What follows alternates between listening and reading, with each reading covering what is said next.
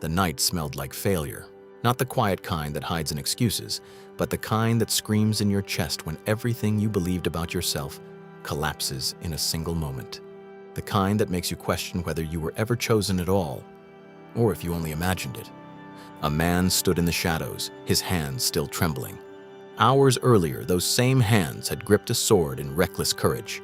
Those same lips had declared unshakable loyalty. Even if all fall away, I never will. But now, those lips had betrayed him 3 times, and somewhere in the distance, a rooster crowed. That sound didn't just echo through the courtyard, it pierced his soul, because in that moment, Peter remembered. Not just the warning, but the eyes of Jesus. Eyes that didn't burn with anger, eyes that didn't condemn, eyes that knew. And that's what broke him. He ran, not away from soldiers, not away from danger. He ran from himself. Because the greatest battle Peter would ever face wasn't persecution, prison, or death. It was the crushing realization that he was not the man he thought he was. And maybe you know that feeling, the moment when your confidence collapses, when your faith feels like a performance, when your promises to God dissolve under pressure. Peter's story is not just about failure, it's about what God does after failure. But to understand that, we need to go back to the beginning, back to a fisherman who had no idea his life was about to be rewritten. Peter was not a scholar, not a priest, not a man of status or influence. He was a fisherman, rough hands, calloused skin, a life shaped by storms, nets, and uncertainty. And yet one day, everything changed. Jesus stepped into his ordinary world and spoke words that didn't just call for attention, they called for transformation. "Follow me, and I will make you fishers of men." There was no long explanation, no roadmap, no guarantee, just a call. And Peter responded. Immediately, he left the nets, left the boat, left the familiar. And in that moment, something was planted inside him, a purpose greater than anything he had known. But purpose doesn't erase weakness. In fact, it exposes it. Peter would become one of the closest disciples of Jesus. He would witness miracles that defied logic. He would walk beside the Son of God, hear his voice, see his power. And yet, Peter was impulsive, bold but unstable, passionate but inconsistent. He was the kind of man who would step out of a boat to walk on water, and then panic when the wind hit his face. The kind who could declare, "You are the Christ, the Son of the living God," and moments later be rebuked with, "Get behind me, Satan." Peter lived in extremes, and maybe that's why his story feels so familiar. Because we know what it's like to believe deeply and doubt suddenly, to feel strong in one moment and completely undone in the next. There was a fire in Peter, a desire to be loyal, to be courageous, to be unwavering. But there was also something else: fear. And fear has a way of revealing itself at the worst possible time. The night Jesus was arrested, everything accelerated. Tension filled the air, the atmosphere shifted, and Peter, true to his nature, reacted with intensity. When soldiers came to take Jesus, Peter drew his sword and struck. It was a moment of action, of defiance, but Jesus stopped him. "Put your sword away." Peter must have been confused. Everything inside him screamed that this was the moment to fight, to defend, to prove his loyalty. But Jesus wasn't building a kingdom through violence. He was walking toward sacrifice. And Peter didn't understand. That misunderstanding would soon lead to his greatest collapse. Because it's one thing to follow Jesus when miracles are happening. It's another thing to follow him when everything falls apart. After Jesus was taken, Peter followed at a distance, not too close, not too far. Close enough to see, far enough to feel safe. And that distance, it wasn't just physical, it was spiritual. Because distance is where fear grows. In the courtyard, surrounded by strangers, Peter faced a different kind of pressure. No swords, no battles, just questions. Weren't you with him? A simple question, but behind it, danger. Association with Jesus could cost him everything. And in that moment, the bold fisherman hesitated. "I don't know him." The words came out quickly, almost instinctively. Then again, and again, 3 times, with increasing intensity, as if denying harder would make it more true. And then, the rooster crowed. Luke's gospel tells us something haunting. The Lord turned and looked at Peter. That look, not rejection, not fury, but truth. A truth Peter could no longer escape. He wasn't as strong as he thought. He wasn't as loyal as he believed. He wasn't who he claimed to be. And so he broke. Scripture says he went out and wept bitterly, not politely, not quietly. Bitterly. The kind of weeping that comes from deep inside when your identity fractures. Because Peter didn't just fail Jesus, he failed himself. And this is where many stories would end. A fallen disciple, a broken man, a warning. But God doesn't write stories like that. Because failure in the hands of God is not the end. It's the beginning of something deeper. But Peter didn't know that yet. All he knew was the weight of what he had done, the silence after the storm, the haunting memory of that look. And then, Jesus was crucified. Everything Peter had hoped for seemed buried. The one he believed in, gone. The kingdom he imagined, shattered. And now, all that remained was guilt. Have you ever felt that? Not just regret, but a heavy, lingering guilt that follows you into every quiet moment. The kind that whispers, "You had your chance, and you blew it." Peter carried that weight, because when Jesus died, it wasn't just loss. It was the loss of redemption he thought he no longer deserved. But something was about to happen, something that would redefine everything Peter thought he understood about failure and grace. 3 days later, the tomb was empty. Whispers spread. Confusion turned into shock. Jesus was alive. Alive. But what does resurrection mean to a man who denied him? Hope or exposure. Because if Jesus lives, then Peter must face him again. And this time, there would be no crowd, no distractions, just truth. Imagine the tension in Peter's heart, the anticipation, the fear. Would Jesus confront him? Would he reject him? Would he remind him of every word he spoke that night? But when Jesus appeared to his disciples, something unexpected happened. There was no public humiliation, no harsh rebuke, no rejection. Instead, there was peace. But Peter's story wasn't finished, because forgiveness is not just about being spared. It's about being restored, and restoration requires confrontation, not to destroy, but to rebuild. Later, by the Sea of Galilee, something deeply symbolic unfolded. Peter had gone back to fishing, back to what he knew, back to what felt safe. Because when purpose feels lost, we return to familiarity. But even there, Jesus met him, standing on the shore, calling out. And once again, Peter found himself in a moment that would define everything. But this time, it wouldn't be about failure. It would be about purpose. And what happened next would not only restore Peter, it would transform him into something unrecognizable from the man who once stood in that courtyard. But that transformation didn't come cheaply, because before Peter could step into purpose, he had to face the question he had been avoiding. A question that cuts deeper than performance, deeper than failure, deeper than fear. A question that doesn't ask what you've done, but who you truly are. And that question was coming, not with anger, not with condemnation, but with a weight that would shake Peter to his core.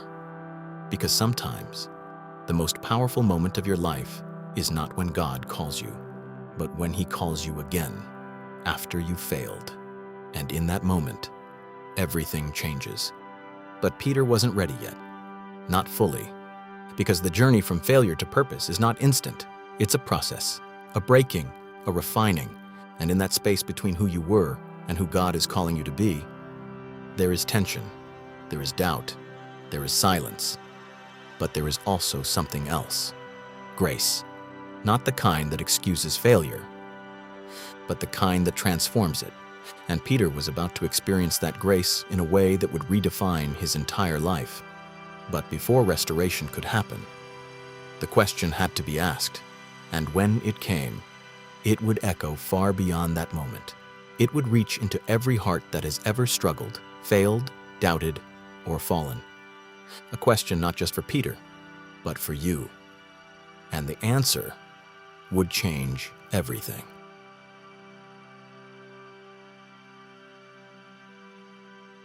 Before we go any further, take a moment right now. If this message is already stirring something inside you, if you've ever felt the weight of failure, the sting of regret, or the quiet fear that maybe you've gone too far, then don't just watch in silence.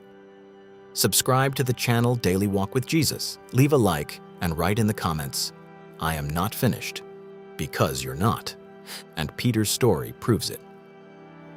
The morning air by the Sea of Galilee was still, not peaceful, but heavy, the kind of silence that comes after everything has fallen apart. Peter stood in a boat, hands moving through familiar motions, casting nets, pulling them in, again and again. Nothing. No fish, no progress, no purpose, just emptiness.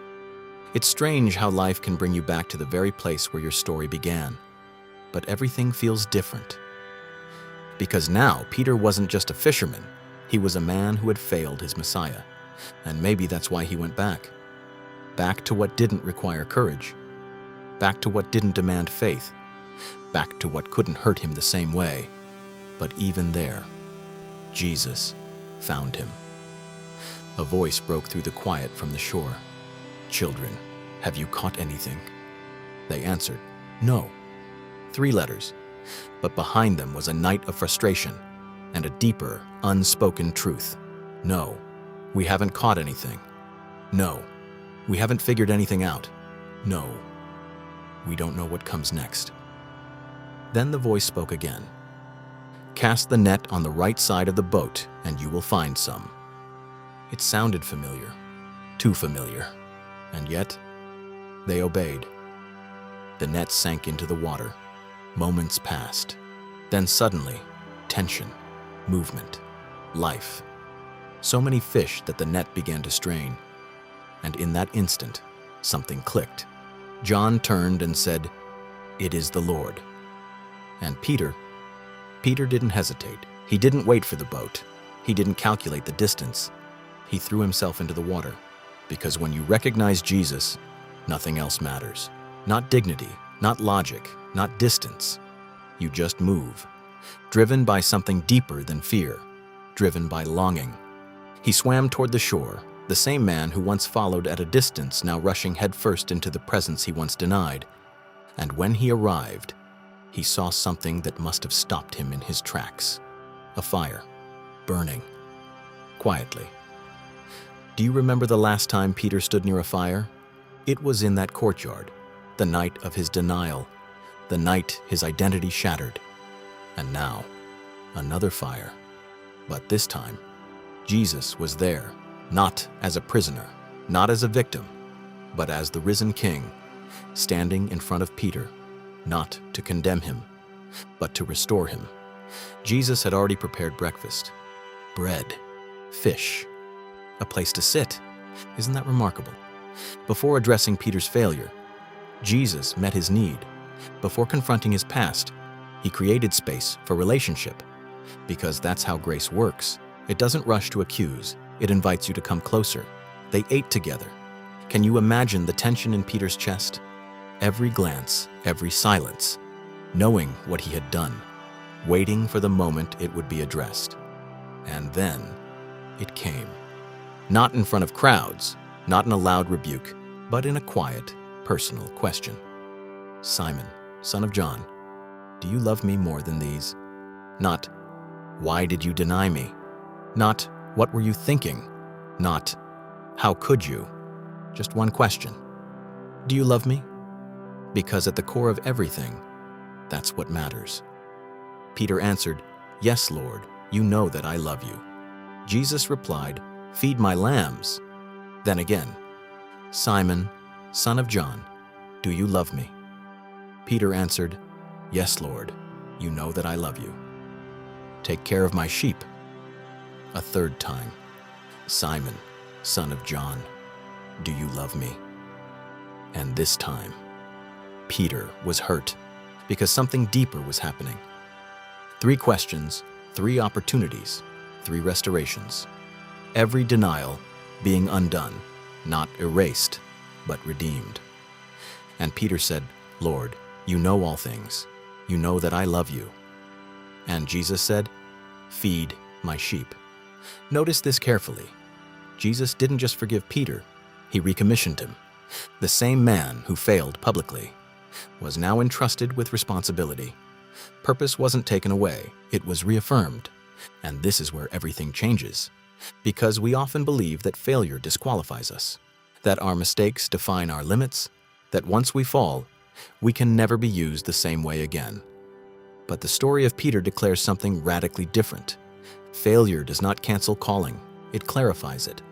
Because when you've been broken and restored, you no longer rely on your own strength. You walk differently, speak differently, love differently. That's the transformation, and it didn't stop there. Jesus continued, "Very truly, I tell you, when you were younger, you dressed yourself and went where you wanted. But when you are old, you will stretch out your hands, and someone else will dress you and lead you where you do not want to go." This was not just a statement, it was a prophecy, a glimpse into Peter's future, a future that would include suffering, sacrifice, even death. And then Jesus said something simple, yet overwhelming. "Follow me." The same words he spoke at the beginning, but now they carried a different weight. Because before, Peter followed with confidence in himself. Now, he would follow with full awareness of his weakness. Before, he believed he would never fall. Now, he knew exactly what he was capable of. And that's what made his second yes more powerful than the first. Because it was no longer based on pride, it was rooted in grace. Peter's story didn't end at the shoreline. It exploded into something far greater. The same man who denied Jesus in fear would soon stand in boldness. In the book of Acts, when the Holy Spirit came, Peter stood before crowds, not hiding, not hesitating, and proclaimed the truth of Jesus Christ. Thousands believed. The man who once said, "I don't know him," now declared him openly, publicly, unashamedly. And this transformation wasn't temporary. It carried into every word he would later write. When we read the letters of Peter, we are not reading theory. We are reading the voice of a man who has been broken and rebuilt. In his first letter, he writes, "Though you have not seen him, you love him. And even though you do not see him now, you believe in him and are filled with an inexpressible and glorious joy." 1 Peter 1:8. Do you hear it? Love, faith, joy. These are not the words of someone untouched by failure. These are the words of someone who encountered grace. Peter understood something that many never do, that faith is not proven by never falling, but by returning again and again and again. Later, he writes, "Cast all your anxiety on him because he cares for you." 1 Peter 5:7. This is not poetic language. This is personal. Because Peter knew anxiety, he knew fear. He knew what it felt like to collapse under pressure. And yet, he also knew what it felt like to be lifted again. And maybe this is where your story connects with his, because you've had your moments. Moments where you were strong. Moments where you believed deeply. Moments where you said, "I'll never turn away." And then, life happened. Pressure came, fear whispered. And you did something you never thought you would. Said something you regret. Walked away when you should have stood firm. And now, you carry it. Quietly. Heavily. Wondering if you've gone too far. But listen carefully. The same Jesus who stood on that shore is still calling. Not with condemnation, but with a question. Do you love me? Not, are you perfect? Not, have you fixed everything? Not, do you deserve another chance? Just, do you love me? Because if the answer is yes, then your story is not over. There is still purpose, still calling, still restoration waiting for you. But it requires something. You have to come out of the shadows. You have to step out of that place of distance. You have to stop running from the look that sees everything and still loves you. Because that look is not meant to destroy you. It's meant to bring you back. Peter's journey from failure to purpose was not about becoming flawless. It was about becoming surrendered. And that's the invitation, not to be perfect, but to be available, not to prove your strength, but to trust His grace. Because in the end, it wasn't Peter's courage that defined him. It wasn't his failure either. It was the fact that when Jesus called him again, he said yes. So now, the question reaches you, in the quiet of your own life, in the place no one else sees, after everything you've done, everything you've been through. Do you still love Him?